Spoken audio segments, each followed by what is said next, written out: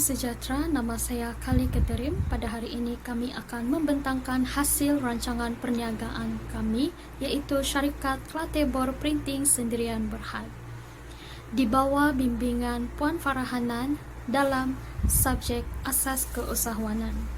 Bahagian-bahagian yang akan kami bentangkan ialah pengenalan. Syarikat Klatebor Printing Sendirian Berhad ini menjalankan perniagaan secara perkongsian yang dikongsi oleh 5 orang ahli. Kami menjalankan perniagaan perkhidmatan printing khasnya kepada warga IBS Kampus Bacok serta warga yang ada di sekitarnya. Dengan adanya perkhidmatan printing yang berdekatan, lebih mudah untuk mereka membuat salinan dokumen-dokumen penting, lebih-lebih lagi kerja kursus. Rancangan perniagaan ini ialah untuk membentangkan hasil aktiviti yang dijalankan oleh syarikat kami serta meminta bantuan kewangan daripada pihak Amanah Ikhtiar Malaysia, iaitu AIM. Dengan adanya bantuan kewangan ini, kami dapat menambah baik lagi servis perkhidmatan kami. Hai, hari ini saya akan membuat pembentangan tentang latar belakang syarikat dan latar belakang pemilik dan rakan kongsi. Yang pertama adalah berkaitan dengan latar belakang syarikat, iaitu nama syarikat kami adalah Klatebor. Kami memilih nama syarikat Klatebor kerana hasil gabungan asal tempat kelahiran ahli kumpulan kami, iaitu Kelantan dan Borneo. Universiti Kelantan 16300 Bacok Kelantan merupakan alamat perniagaan dan surat menyurat kami. Dari segi bentuk perniagaan, kumpulan kami adalah persendirian. Di samping itu, aktiviti utama kumpulan kami adalah perkhidmatan percetakan di UMK Kampus Bacok. Hal ini kerana target market kami adalah pelajar UMK. Kumpulan kami memulakan perkhidmatan percetakan ini pada 1 hari bulan 11 2022. Tambahan pula, modal permulaan untuk digunakan memulakan perkhidmatan percetakan ini adalah sebanyak RM98.80. Hal ini tujuan untuk persediaan sebarang pembelian yang diperlukan. Bank Simpanan Nasional adalah bank yang digunakan oleh kumpulan kami untuk sebarang urusan pembayaran secara online. Seterusnya adalah latar belakang pemilik dan rakan kongsi. Misi bagi perniagaan kami adalah menawarkan harga perkhidmatan percetakan yang berpatutan kepada pelajar dan seluruh warga UMK. Manakala, visi bagi perniagaan kami adalah untuk memudahkan urusan pelajar serta warga UMK yang memerlukan perkhidmatan percetakan. Manakala, bagi objektif pula, salah satu daripada objektif kami adalah menawarkan perkhidmatan dengan harga yang berpatutan. Spesifik tugas adalah berbeza mengikut jawatan. Jawatan terbahagi kepada pengurus, pentadbiran, pemasaran, operasi dan kewangan. Oleh itu, deskripsi kerja bagi setiap jawatan adalah berbeza, seperti yang telah tertera pada skrin berikut. Berikut merupakan jadual bagi jadual imbuhan balas jasa yang mengumpul jumlah keseluruhan sebanyak RM50. Manakala, seterusnya adalah senarai keperluan pejabat. Kemudian, perbelanjaan pentadbiran. Perbelanjaan pentadbiran bagi jumlah keseluruhan adalah sebanyak RM6,15.9. Di bawah operasi, terdapat carta aliran proses. Secara ringkasnya, perniagaan kami amat menitik beratkan apa yang diinginkan oleh pelanggan agar dapat memenuhi keperluan ataupun permintaan yang diinginkan oleh pelanggan. Seperti yang dapat dilihat pada skrin, jumlah keseluruhan bagi penggunaan bahan adalah sebanyak RM175.80. Manakala, jumlah keseluruhan bagi mesin dan peralatan mengumpul sebanyak RM5,878. Di bawah perbelanjaan operasi secara keseluruhannya telah mengumpul sebanyak RM137.9.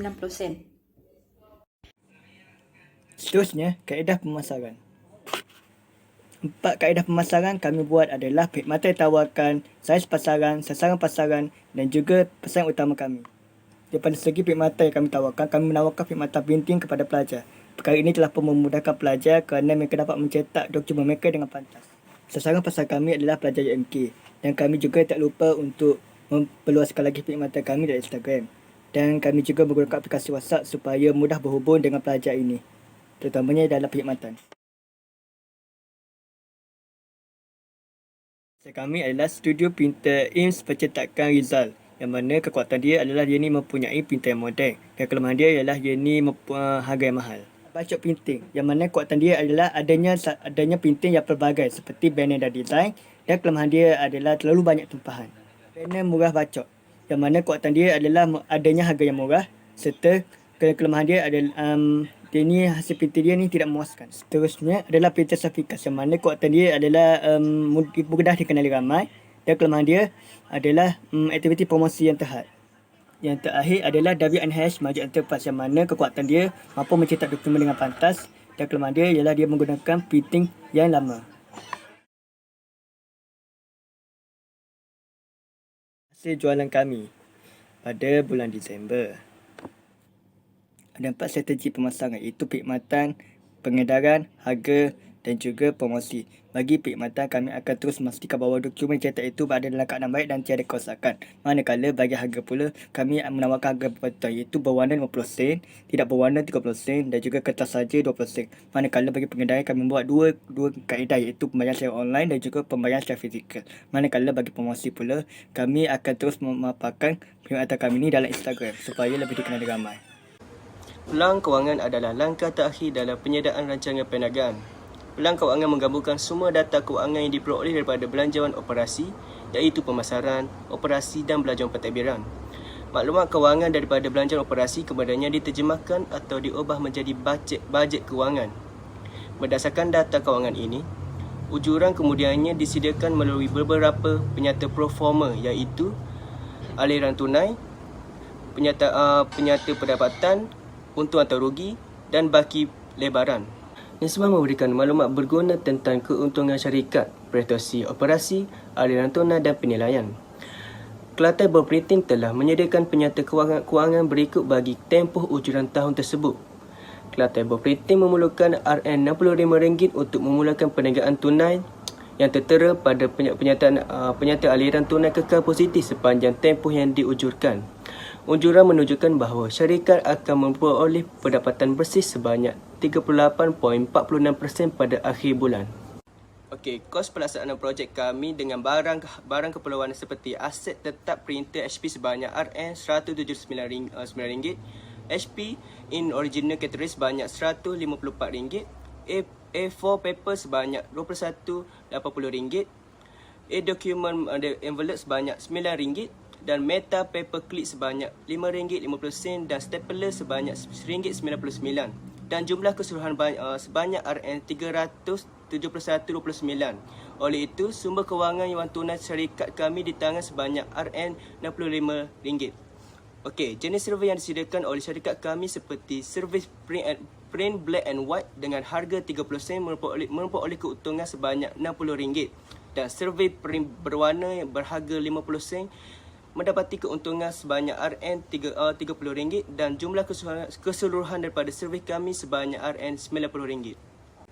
Selepas kami menulis rancangan perniagaan, kami menyedari bahawa memulakan perniagaan bukanlah mudah. Ini kerana kita perlu memikirkan keperluan dan kehendak pelanggan, mengenal pasti sasaran pasaran dan bahagian pasaran dan mencari tempat yang strategik. Tambah pula, kita perlu mengira semua belanjawan tersebut termasuk gaji, belanjawan pasaran dan belanjawan operasi.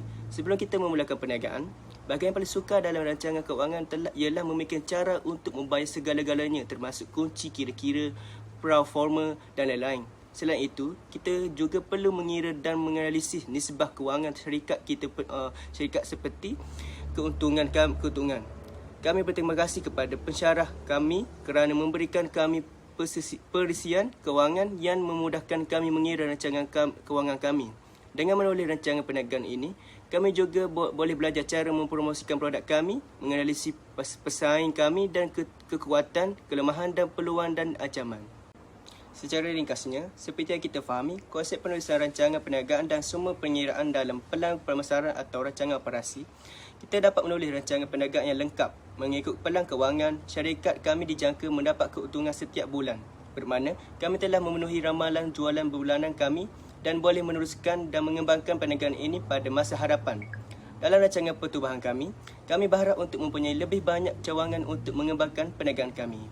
Itu sahaja daripada saya. Sekian, terima kasih.